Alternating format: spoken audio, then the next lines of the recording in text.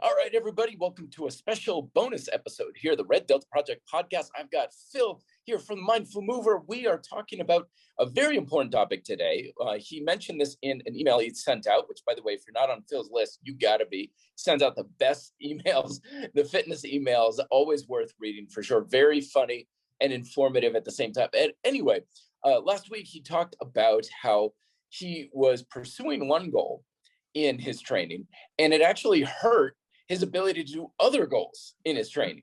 And then we were talking, it was like the interference effects and stuff.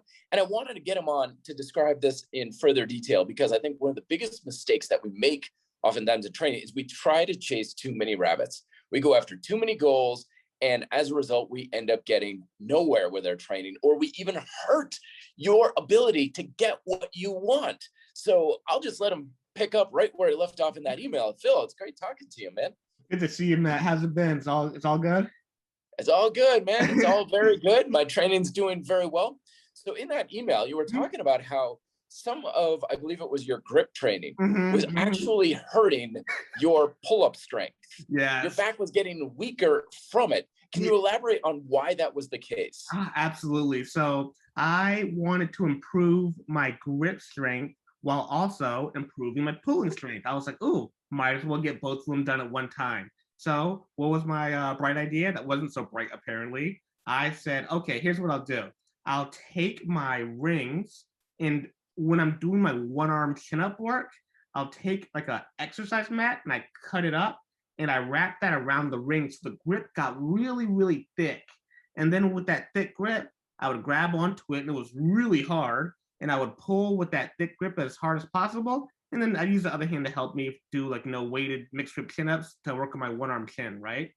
Now, keep in mind, at that time, I could already do one-arm chin-ups on both hands, right? But as I did that test, my grip strength did indeed go up. I was able to close a number one captain of crush without working on it. But when I went back to check my one-arm chin-up, it was gone. The whole thing was gone. And I was like, oh my goodness, I lost my one-arm chin.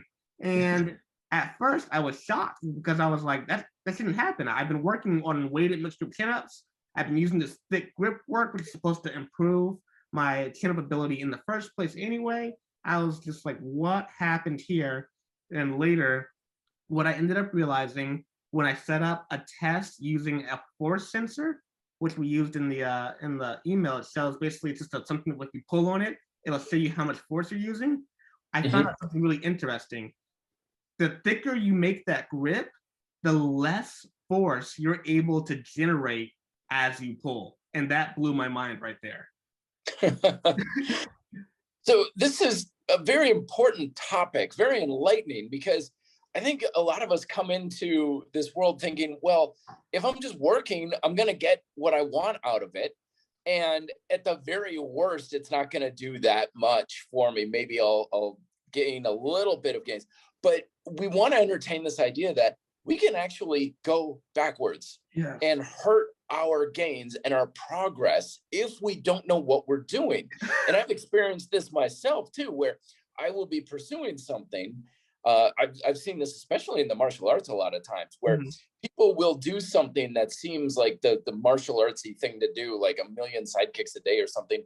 And after a month, I look at them like, dude, what the hell happened to your sidekick? It's floppy and it's slow, and damn, man. Like, it's supposed to get bigger. It's supposed to be better. So what do you think goes on? Why do you think this is happening? Is it just an interference effect where we're just putting too much attention into one area and not another? Or is something else going on? Yeah, I think that's what happens sometimes, like with the example you used when it comes to martial arts or movements or stuff like that. You've got to make sure that everything fits in together. Like, just maybe that might be the perfect kick, but it might not be perfect for you with concerning the rest of your martial art abilities or rest of your movement abilities, whatever they are.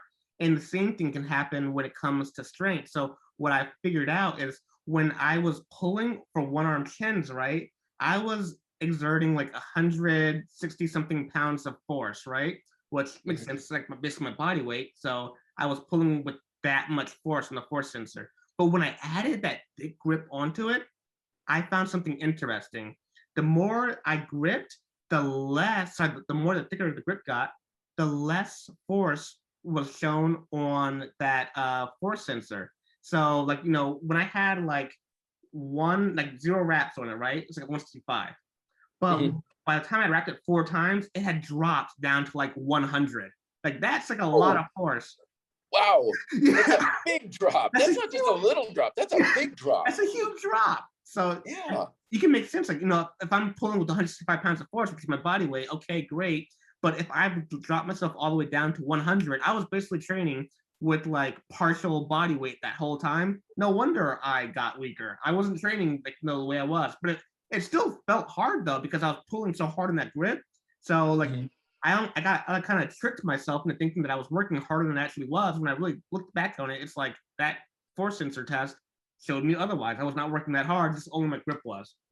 Yeah. And I want to really reiterate what you were saying there. It's like it felt hard. It felt like you were challenging. And I think too often we get stuck into thinking that, like, well, it's hard. It's got to be doing something. Like, if it's challenging, and we can make exercise challenging a million ways from here till Tuesday. Yeah. I can make your body work hard and think, oh gosh, that was really hard. Uh-huh. But we want to make sure that it's not about training hard, it's about training productively. Yeah. Like you can do the worst workout in the world and it's still going to be hard, Yeah. kind of thing. So we want to make sure that we're particular about the functional qualities we want to train and not just be, well, it's hard. Yeah, I guess that's doing something, kind of thing. That's And so true. yeah, do you ever feel like sometimes I'll do a workout? Mhm. I noticed this later in the past couple of years, where I'll do a workout that someone gives me. It's like, dude, it's gonna crush you. It's gonna, drive you into the ground, kind of thing.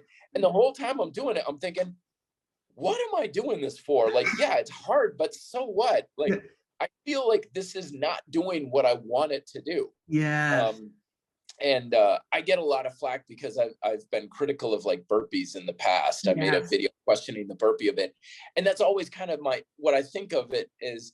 Yeah, it's hard. I mean, my heart rate's going to get high, my muscles are going to burn and stuff. But it was in particular that workout program I was doing. They're like, okay, 50 more burpees, and I was halfway through going, this is not what I want to make my body do. Like, Exactly. I've got other things I need to be working on. It's kind of like you've got a big test tomorrow, Yeah. and someone says, don't study the subject, do this other thing that has nothing to do whatsoever with the test. It's like, but Yes. why? Because it's hard. It's like, that's not a good litmus test for why we should be doing something. It's so true. It's like, I mean, like you're taking the burpee, I feel the same way, right? Where it's like, no, what are we using it for? Conditioning. Okay, well, if you're using it for conditioning, it's like, what, how much conditioning are you able to get out of that movement? You know what I mean? So it's like, okay, a lot of people base their cardio work on heart rate. Like, okay, now here comes the question. If you're doing like a jumping burpee, you spend some time in the air, right? It's like, how high is your heart rate really going? And could you be using another tool that maybe lets your heart rate get even higher? So I tried one time, it snowed outside and I couldn't do my sprints, right? So I was like, Oh okay, boy. let me try to do some burpees, right? And I started doing them. And, it did get tiring after a while, but I noticed that my heart rate never got near as high as it did while I was sprinting. When I sprint, my heart rate is like, boom, boom, boom, boom, boom, boom, right? With the burpee, Mhm. I felt that burn, I felt that fatigue, but it never got as high. And I've done something similar with power clean, power cleans and power jerks. Whenever like it would snow, I would Mhm. try that for conditioning. But the same thing, like my heart rate wouldn't get as high before my muscles would just like burn so bad I had to stop. And Mm. from there, I was like, I don't know if these are the best tools for doing my cardiovascular work, which is based on trying to get my heart rate as high as possible and hold it there. Well, if I can't get my heart rate up into that zone, it's almost like I'm working with only partial range. It's like being at a gym and trying to Mhm. back squat. And I usually squat like 100 pounds, but the gym only has 70 pounds of squat available. It's like, well, what am I gonna Yeah. do? But it still feels hard, like you said. It still feels hard. Yeah. It's like in nutrition class, we learned about rate limiting enzymes. Mhm. Like, if you need a process like protein synthesis and stuff, you've got all these pieces that need to be present, all these essential amino acids. and your body's going to ascend until it hits that one rate limiting amino acid. And once it hits that, it stops progressing. Mm-hmm.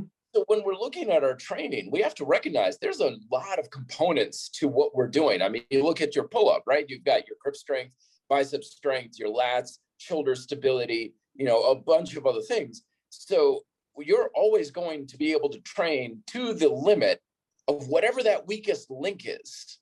And if you're inherently weakening that link, then everything else gets suppressed due to that single link, and nothing else can get beyond that.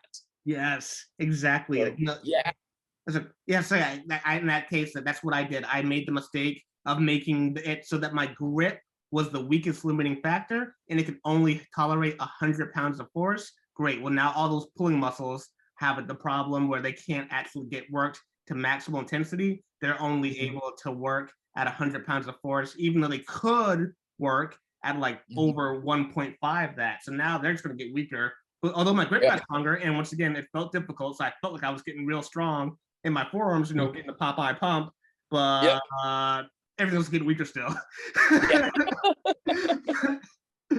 Now, this is a reason why I personally, and I took this from watching your videos too, is when I do my leg training with a lot of calisthenic stuff, because per a lot of your advice and stuff, I do a lot of single leg stuff, pistol squat sort of thing. You got me back into it, by the way. Thank you very much. No problem. But I do it a lot with some accommodating resistance and some upper body assistance a little bit. Mm-hmm.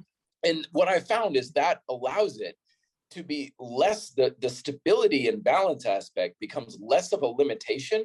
So I'm able to really go towards my strength training more and make it much more of a pure strength and hypertrophy building movement. Yes. Whereas I think back in the 90s, a lot of people were saying it's got to be functional training. Everybody was doing things on Bosu balls and balances.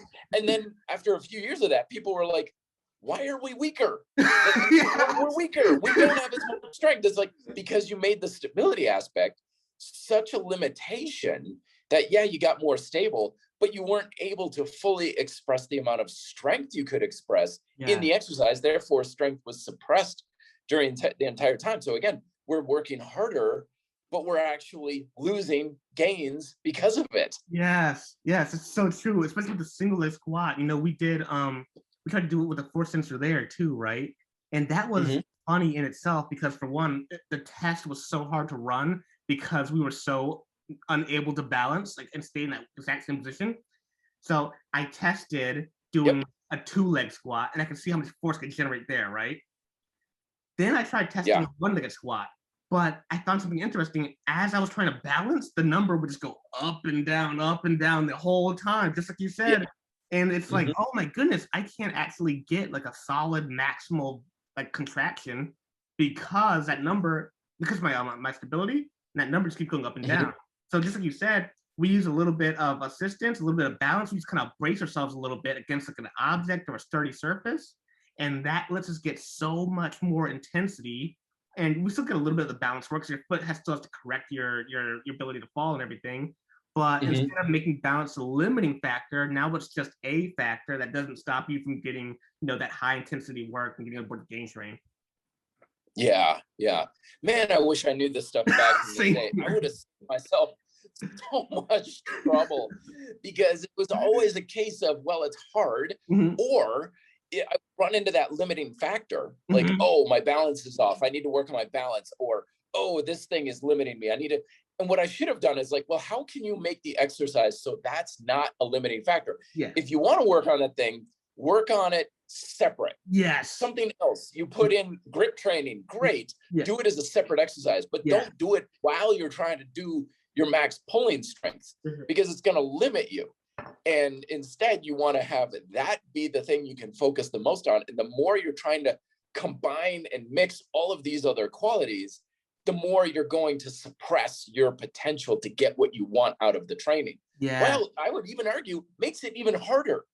you're actually spending more for less. Yes, yeah, Oh, how exactly. frustrating. That's so true. It's like you're doubling the effort for half the results. Exactly. Oh, what a disgusting idea. It's like, oh, I'm not going to do more for less. That's the whole opposite of training right there. That's like the opposite of micro workouts. Right? Yes. Like, how do we make this inefficient? I don't know anybody who's like, I want to work twice as hard for half the benefit. And if I do meet someone like that, I'm gonna be like, "You just crazy. That's just not. You're not right in the head." I can't help. I can't help that. That's a problem that is beyond my level of coaching. You know what I mean? Yeah. So that's actually kind of how we ended up figuring out how to combine both too, just like you said, right? So what we found out we could do was I would train the one arm pulling strength, right? And like on your first couple repetitions of whatever pulling work you're doing, that's where you're gonna get the most high intensity, right? So maybe on my first rep, I'm starting off with 165 pounds of force, and then I'm fatiguing, right? Let's say I'm doing a set of 5. Well, on the 5th rep, I might be so fatigued that now I'm down to 100 pounds of force, right? So at that point, then I toss on the thick grip, since 100 pounds of force is all I can do with the thick grip on anyway. So it's like those last 1 or 2 reps, I just change the limiting factor from my back, which is already fatigued, and my pulling muscles, which are already fatigued, to my grip, which is now ready to go. And I found if I do like that, I don't lose out on those peak, like max intensity gains, but I can also toss in those extra side things at the end there without having to add on too much extra work. I like that. So yeah, we want to really emphasize that we're not giving up on something. It's like, no, you can't train grip strength kind of thing, and you can't do it this way. It's just, you got to be smart about it. This is where the programming aspect comes into play of, you don't just throw a whole bunch of stuff at a wall and hope it sticks. Like, you have to know your programming to make sure that you're challenging the very qualities you want to develop. Otherwise, you could be compromising your ability to challenge those very qualities. Yes, I found that Very out. interesting. When I found that, I was really happy I found that out with the one arm chin, because I almost made the same mistake with the planche. I'm working on a full planche push-up, right? And on the ground, I can hold a full planche, right? For a couple seconds. But if I try it on the rings, that's what I want to get it on. I want to get it on the rings. I can't do it there, so I had to do it with Martina spotting me. But I was like, ooh, don't make that mistake again. If I do it on rings, I know I need to make sure I do a little bit of groundwork maybe at the beginning, and then follow it up with the work on the rings. That way I maintain that peak while I build up that extra gain that I want to build up. Otherwise, I need to be able to say, okay, you know what? I'm going to take a step back for this other gain. That's fine too, as long as you understand what's going to happen to you. But it's like, make sure that you always, if you're going to try something new like that or bring something new like that, maybe just spend it on the last 1 or 2 reps, where it's kind of like, great, now the intensity stays, but then we also get a little bit of extra gains there, not just kind of walking straight to extra gains and then losing out in the intensity and working twice as hard. I like it. Yeah. Cool. Yeah, because when you had mentioned this in that email, I started thinking in my head, like, what are other ways that we've done this sort of thing, or I've certainly done this in the past. Another example that I came up with is when we do like really high, like when you would when circuit training and metcons and stuff were really popular and stuff, where you'd be like going a mile a minute and throwing cardio in between, and you'd be like, okay, deadlift time, or do weighted pull-ups, and you're like, you are so spent, you're so tired, you're breathing like crazy. I would get like down on the floor, it's like, all right, time for dips, and I'd just be breathing so hard, like, no way I'm gonna push my dips to the level I want to push them in this state, because like, this is not how I'm supposed to do it. And so like having cross interference with different metabolic states can be an interference with it. What are other examples you've come across, Phil, where this sort of interference has really held people back? So that one's a great one, just the metabolic one, doing things like cardiovascular things, or turning your workout from a strength training into like, basically kind of like a metabolic one. That's a huge one that I've seen. So it's like, man, got to make sure you take those rest times and keep those rest times long enough to keep that high intensity. Otherwise, it can turn metabolic. And if that's your goal, okay. But for a lot of us, that's not actually our goal. It just feels like it's like that burn, like that the way it feels. But it's like, no. You need enough rest time. the other big one I would say is probably like one of the biggest ones. The handstand push-up, it looks so cool to see it freestanding. I'm not gonna lie, it looks really awesome, right? But I think if you're training for strength, freestanding handstand push-ups for a lot of people are just one of the worst ways to train strength, really. Like, because you're gonna be, oh, I'm doing 4 reps, 5 reps. Uh-oh, I'm about to hit that PR on rep number 6. Here it goes. Oh, I fell. And the balance stops you from gaining it. Or worse, my favorite one, you're doing rep number 6, you're getting partway up, but you start falling over. And then you spend so much energy like burning, trying to stop yourself from falling, that you end up missing out on a PR because of balance. And that's one of the biggest ones. That's one of the biggest ones I see people do and sort of miss out on because of that. Yeah, you don't want the other things to be a limiting factor to it. You don't want to feel like you're held back by a quality that is different from what you want. Like, I want to develop my strength.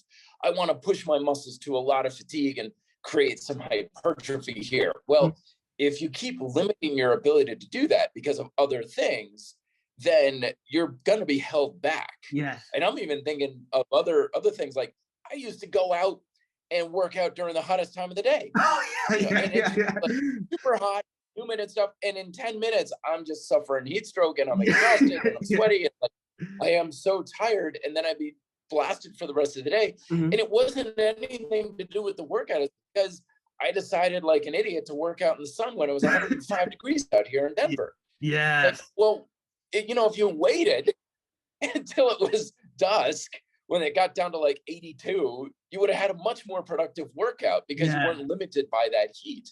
Oh, that's so true. Yeah. I read I train advantageously. Like, put the odds in your favor of being able to train to the best of your ability. Like, don't come to the plate with 2 strikes against you and just cross your fingers and hope you can hit a home run on that one swing. Like, you want the odds in your favor as much as possible. You want to stack the deck in your chance, because then your chances of having productivity in your workout are much higher. You're probably going to get more out of it. Absolutely. I love the example you used of the heat one, because I was reading a book. I think it was called like the Sports Gene by David Epstein or something like that. And he was talking about how during the summer months for women's, I think it's like long distance running, during the summer months, the women who are shorter end up doing better. And then during the winter months, the women who are taller end up doing better. And he was like, oh, I wonder why this could be. And what they were thinking was that during the summer months, people who are taller, apparently they have a harder time cooling themselves off than people who are shorter. So the women who are taller, they should have a longer stride as they're running, but they gas out sooner. So they end up having like basically a heat stroke and losing to the women who are shorter and have better endurance. But during the winter, all of a sudden they can cool off better because it's not hot outside, and that longer stride takes them to victory. So it's just so funny how like just something like that, where it's just like even the time of day where you work out can kind of give a limiting factor on you. If you're working out and you're trying to do like the best endurance workout or a longer workout, you might want to hold that until like a later part of the day, because if you're trying to do anything like past 1 or 2 or 3 reps, you might find that heat limits your ability to stay in the workout. On the other hand, if you're trying to do like 1 or 2 reps and really max out that intensity, you might find that doing it in the cold is a little bit harder, but then now your endurance in the cold, all of a sudden it's like, I don't overheat and die so fast. So it's kind of interesting how even that stuff just plays a role in our gains. Yeah. See, I used to have the attitude, I had a big ego when I was training back in the day, and I had the attitude of like, anything that makes this harder is going to be better. Like, I want to be uncomfortable. I want to be miserable. I'm going to just throttle myself because if it's harder, it's better. Bottom line kind of thing. And like my attitude is so much more on the lines of, how do I just make things as easy as possible? Now, of course, I'm not saying make it easier on my muscles. Like, I want to challenge my muscles. But when you get targeted in on the quality you need to develop, then all of my decisions are, how do I make it easier to do that one thing? Yeah. And if there's something like wearing particular clothing or going without water or training a certain time of day or using a certain variant of an exercise, anything that says, yeah, it's hard, but it makes it harder to train that one thing, then it's going to be backwards. It's going to be detrimental. But if it's something like, okay, you wear this clothing, it's more comfortable, this time of day is better, this variant will make it easier to train that quality. It's like, okay, easier, more productive. So that, because the effort you put in is always going to be the same. Yes. It's always 100%. Yes. You know, making it harder doesn't make it any different effort wise, but it makes a big difference on productivity. And that's what's important for the game train. I love the way you said that, where it's like the effort is always 100%. Now, don't do anything that's going to make it so you can't put in 100% effort because they're trying to like make it harder. Like, you know, I don't know, there's a lot of sports teams out there, like, you know, in high school and stuff like that, where they have this like this hatred of water. it's like God, no water. Water's for weak people. And I'm like, no, I'm pretty sure if you don't drink water, you're gonna die. And it's like, okay, I get it. It is harder. It does make it harder to perform the training, but then you're not making it harder in a good way. You're just saying, okay, now instead of being able to squat 100 pounds, I can only ever practice with 90 pounds. Or instead of being able to do 5 reps, it's like I won't drink any water. I can only do 3 reps. I can never push myself to that real 100%. And it's like, yeah, you're working hard. And some of them people say, you know, oh, it creates mental toughness. Like this mental toughness, again, like we've been talking about, should not be the limiting factor for the strength training workout. Strength should be the limiting factor for the strength training workout. Yeah, because that's how you tell your body you need to get stronger.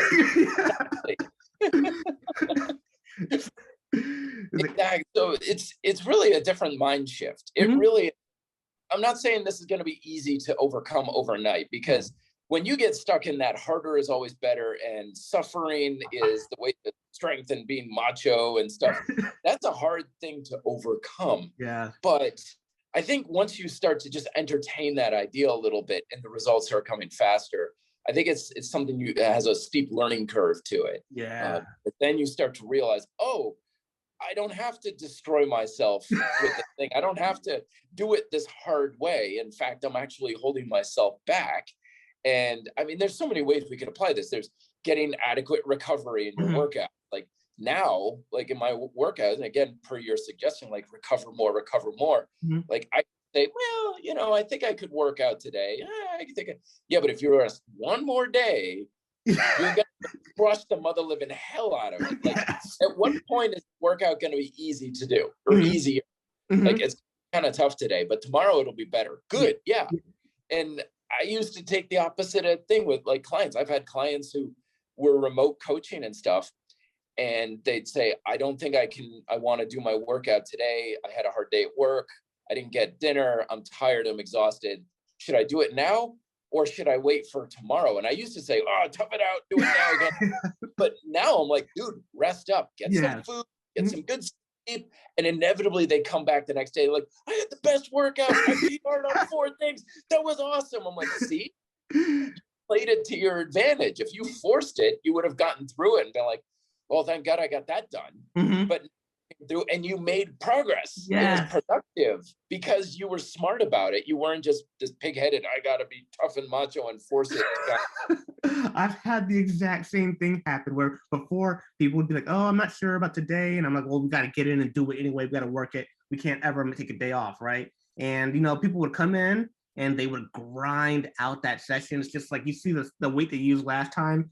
And it's like, if you lifted that any slower, you'd be going in reverse. Like, oh my goodness, you know what I mean?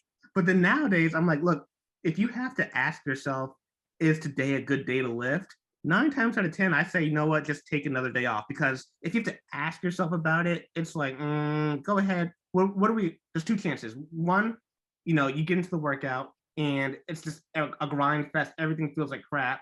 Or 2, you get in there and you felt bad, but you feel good during the workout. And you know, you push yourself through it. But it's like, why take a chance of this one right here? This one doesn't sound like fun. I don't want that. Instead, take another day off.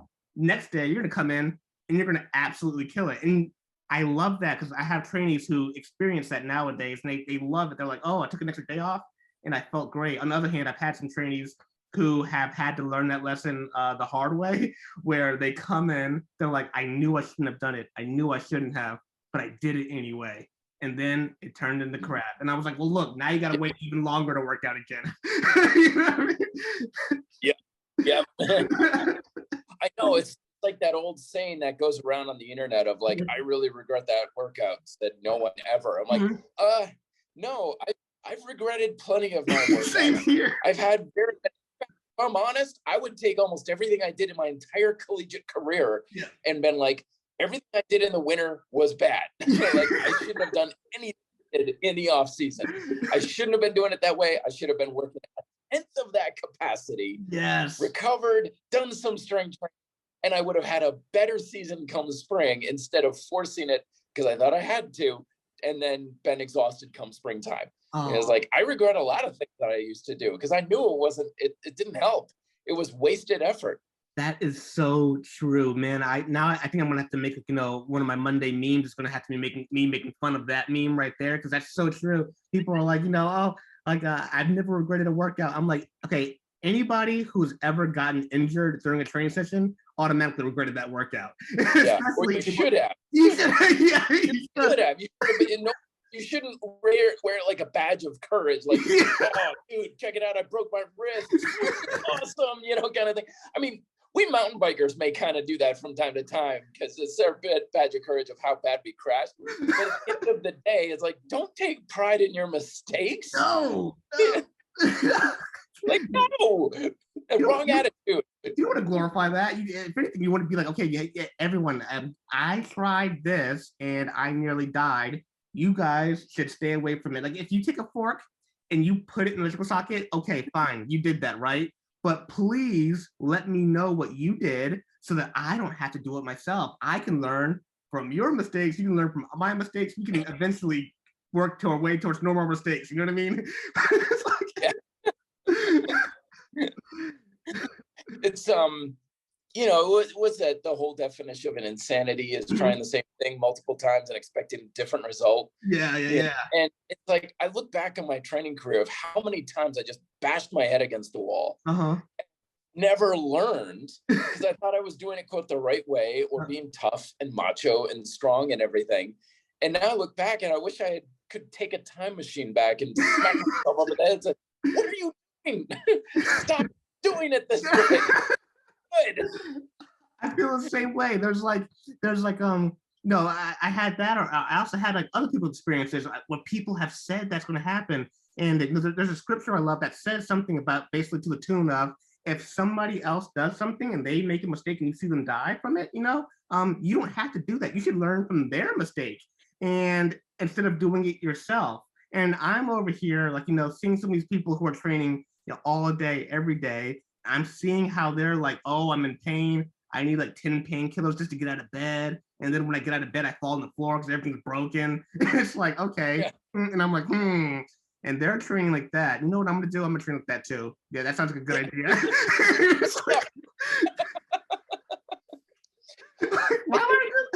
Yeah, what do I do? Yeah, well, it's a curious thing about us humans, about how we feel like we can always beat the house in Vegas. Yeah.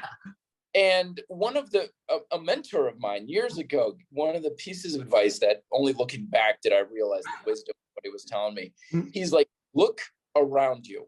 He's like, the best advice I could ever give you is look around you and observe how people are around you, because that's how you're going to be. Yes. He's like, when you're at the gym, look around. How are people doing? What's their physique? What's their performance? In business, look around you. If you're at a conference, ask people, how are you doing in business? Are you, financially independent? Or is everybody like, dude, I'm working 17-hour days. I'm barely making ends meet. It's like, don't be there. Observe the people around you, because you're going to be like the people around you. Yeah. You go to Vegas, you see everybody going through money as a zombie on the slot machines, and everybody thinks they can beat the house. Yes.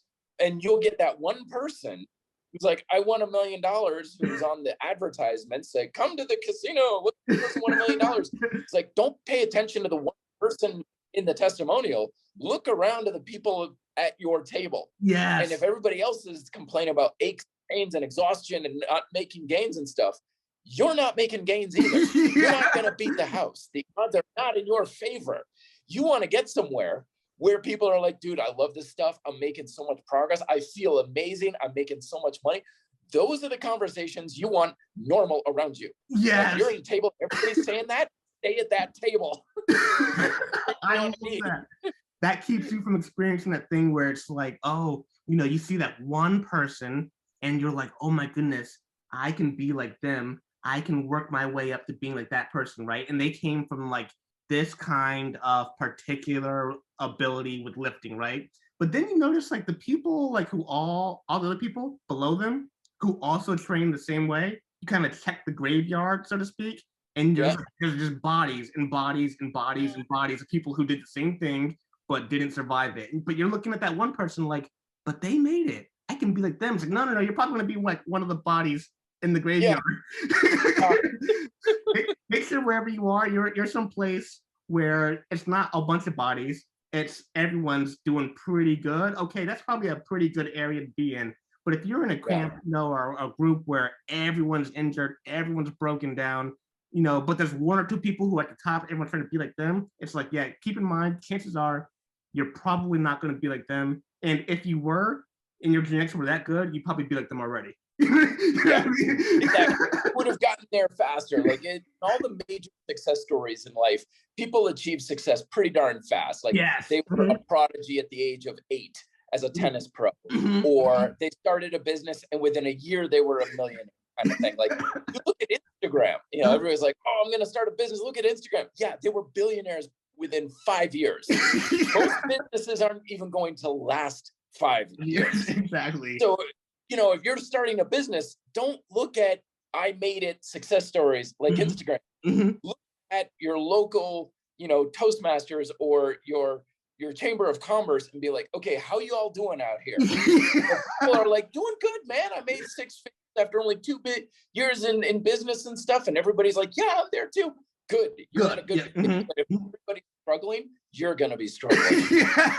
Yeah, that's so true. That's a much better way to get it, like a good, like, you know, idea of what the base rate is and what the real, like the rate of success there is. It's like, oh, I'm looking at the big top dogs up there. It's like, no. Look at like the people who are actually all there. Now, if all of them are successful, great. Then that area, that group, you know, go ahead and hit that up. But you're probably going to find that like it's a lot less glamorous than it looks according to that one person at the top collecting all the money.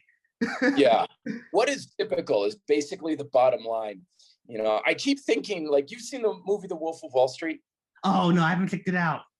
Oh, okay. So this analogy may be lost on you, but there's for those who've seen it or read the book and stuff, Jordan Belfort and stuff, he's a perfect example of this because he set up Stratton Oakmont and, you know, as a stockbroker kind of thing and very shady business deals and stuff. But he was like, dude, I hired the crappiest people. I hired off the street. Someone could be coming out of like rehab, prison, you know, the lowest point in their life. He's like, I'll take them. I don't care because my system works. And you look at the movie and stuff, it's like everybody there was rich. Like you walk into Stratton Oakmont, everyone there was rich. Everyone was successful. Everyone's driving Ferraris and stuff. And again, it's like, okay, you guys all are just crazy, insane, and most of you are dropped out of the 8th grade and stuff, and yet you're all making lots of money. That's the scenario you want to find. Like, I can do this kind of thing. You want typical to be great. You want the base level average to be awesome. Yes. If you're finding yourself in the situation, like I always tell people, forget looking at Instagram. We get so warped about social media. Yeah. We look at social, like, look at these people, they're ripped. Oh, they're jacked. Oh, they're awesome. Oh my God, look at these bodies. You're probably not going to be like that. Look around you at the gym. Who there at the gym has what you want? Because they're the one what you want to do. Now, hopefully you're going to look up, because we've got some gyms here in Denver, like arm bursts where like bodybuilders train and stuff. You look up and you're like, dude, everybody here looks awesome. Good, you're in the right place. Yes. Some place and you're like, everybody here looks pretty. It's like, guess where you're going to probably end up? You're not going to beat the house. I love that. Paper. I love that. It's like, especially, when you go to those gyms where it's like, one or two people look like 1000% just chiseled, jacked, perfect, perfect, perfect, right? And then like the rest of the people are looking like, no, not so chiseled, jacked, where it's totally opposite, right? It's probably better to hit up a place where everyone is looking like, no, 80-20 good. Like everyone's like, no, not like perfect, chiseled, jacked bodies, but everyone's looking good enough to take their shirt off and go to the beach. And it's like, okay, great. The average here is really good. Now, Yep. that place with the one or two people where it's just like they're looking like they're like, what's it called? Chiseled, just chiseled, absolutely there. It's like, okay, yeah, but what's the rest of the people look like? It's like, oh, everyone else is looking not so great. Okay, they probably are using some sort of method where like one or two people can survive that method, but nobody else can. I remember I did that with the back when it was popular, like the whole like Bulgarian leg day thing, where everyone was squatting every day, like 2 or 3 times a day. And I was like, I'm gonna do that too. And then like a couple of weeks later, I was injured. I had a hip where I couldn't squat anymore, and a knee which just couldn't do it. And I was just like, but that's so weird. I read about all these other people who have done that and have been totally fine. It's like, yeah. But then the problem was I didn't look up who has tried the Bulgarian squat system and then gotten injured and died. And if I had done that, then I would have found out, oh, it's not so good. Oh, geez, yeah.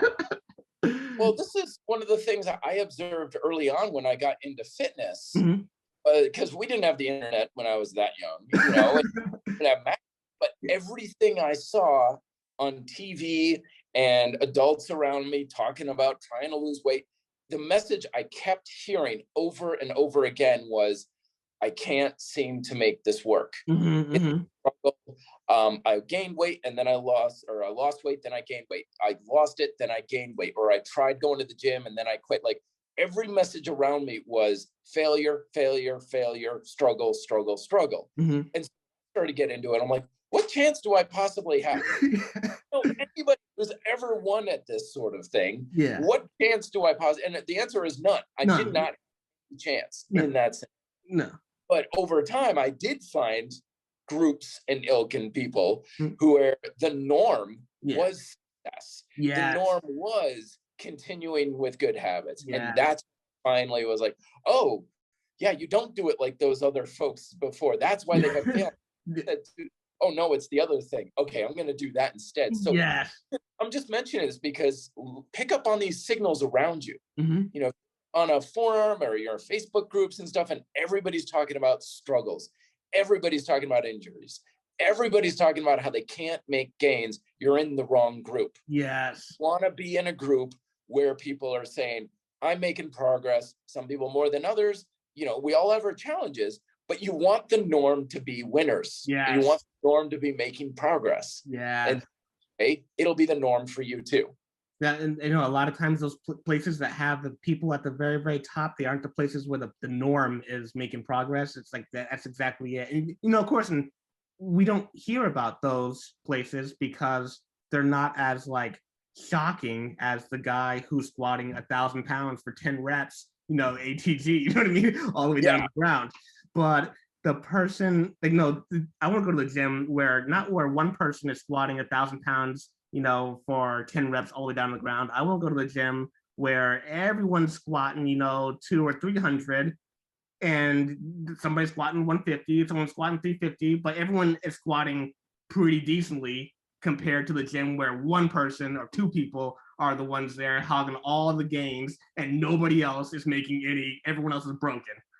Yeah, exactly. Yeah, because you're always going to get that one winner with just look at the draw, or the stars align for that one person. They won the big jackpot at the casino. So they fill their marketing messages with that sort of thing. And that becomes where we fixate our attention on. Yes. And human attention is a weird thing because we can focus 1%. Yes. If 100% of our attention is focused on the 1%, it makes 1% feel like 100%. Yes. And we ignore the rest. But if we bring 1% of our attention to, 99% of Yeah. everyone else, that feels like a small, tiny thing. So it distorts our perception of what we think is reality, because 100% of our attention win $1 million. Oh, that's probably going to happen. Versus 99% of people are losing money, but because so little of our attention is spent there, it feels like, that's probably not going to happen. It's distortion of our expectations. It's so interesting that that even happens in the first place. Like, I read a book about that where people have that overconfidence. Like, they were explaining that's one of the reasons for the lottery. Everyone just imagines like they're going to be that one person, but it's like the statistical chances are really, really, really low. What makes you think that you're going to be the person to win that amount of money? But for some reason, we focus again on, like you said, that one lottery ticket winner. Or like in this book, they were making a program, right? And they were like, okay, well, how long does this program tend to take? And they looked it up and they were like, it was like 8 years. And they were only in like, year number 5. So they were like, And everyone was just kind of like looking around like, should we quit now while we're behind? And they're like, nah, we'll break it. We'll break it. We'll break that record, right? And it took them even longer. You know what I mean? Yeah. Well, consider averages, right? What's the average amount of time something's going to take?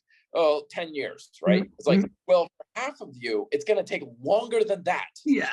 All right. So I was talking about this the other day where it's like, consider the average person, the average strength, average weight, average whatever.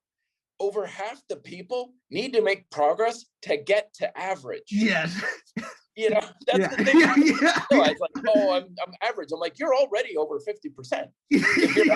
Yeah, exactly. But again, our attention goes to that 1%, and we think, if I get to, you'll see people on the internet who have lost a good amount of weight and have made gains and looking good. Dude, that's awesome. And coaches like you and me, we recognize like, that's awesome, good job. And some snot-nosed little kid will be like, you're small, skinny, weak, blah, blah, blah. Because they're like putting all their attention on bodybuilding.com or something, or not even that, because that's even got, but they fill their attention with these 1% of 1%ers. I think that's normal. So when someone's like, dude, check it out, bicep, dude, abs, it's like a 4-pack. They don't realize that's still way better than the vast majority of people. Oh my god. Oh man, I love that, because I have to tell people that all the time, where someone's like, I can do this, these are the gains I've made. But I was on Instagram. I just don't feel like I'm making a lot of gains. And I was like, well, I was asking, okay, so your job right now is to take your level of strength and just list it out. You got like, good tuck planche push-ups. You can do a 1-arm 10 eccentrics. You've got an advanced tuck front lever, et cetera, doing single squats for reps, et cetera, et cetera, et cetera, right? And I said, now your job is to go to, like, if they're a parent, I'll say, go to your kid's school.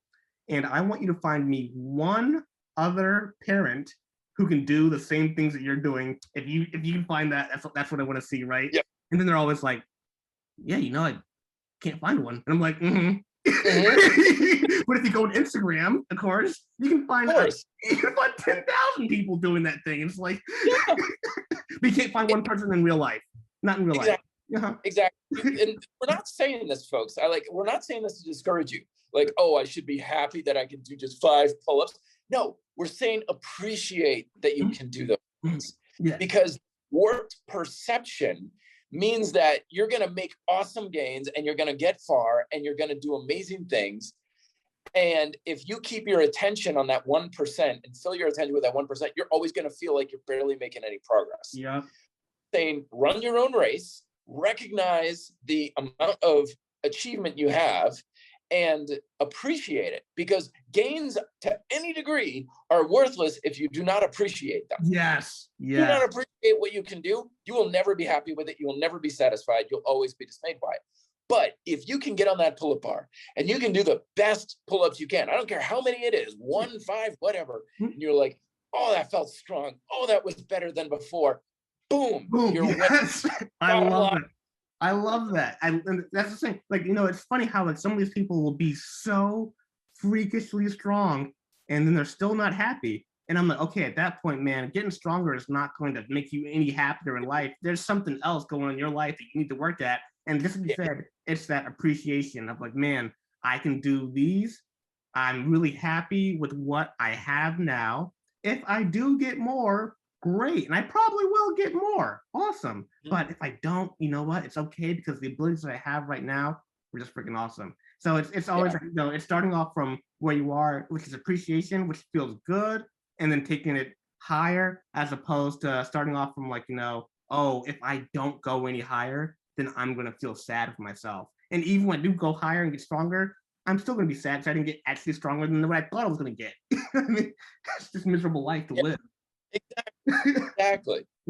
Oh man, Phil, it is always so good talking to you, man. Thank you so much for your time. I mean, we always get deep into this sort of thing. We need to make this a much more regular occurrence for sure. I think it's been damn near a year since we talked last. Oh man, I'd So love we'll to. definitely be doing this a lot more, but thank you so much.